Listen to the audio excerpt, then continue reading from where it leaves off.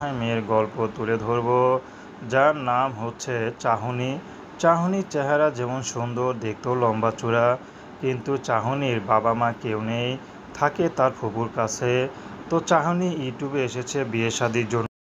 তো চাহনির বিয়ে শাদির জন্য আশা লাগতো না যদি তার বাবা মা থাকতো। চাহনি দেখতে যেমন সুন্দর, লম্বা চূড়া তেমন, কিন্তু অভাবের সংসার, কে তাকে বিয়ে করবে? যারাই বিয়ে করতে আসে তারাই শুধু যৌতুক চায়। তো চাহনির পড়াশোনার খুব ইচ্ছা ছিল, যদি চাহনি পড়াশোনা একটু জানা থাকতো তাহলে হয়তো এমন সুন্দর হয়ে ইউটিউবে আসা লাগতো না। অনেক ছেলেরা নেওয়ার জন্য কাড়াকাড়ি করতো। তো চাহনি এখন ইউটিউবে এসেছে কারণ তার ফুপু তাকে বিয়ে দিতে পারছে না। ফুপু আবার পরের বাসায় কাজ করে।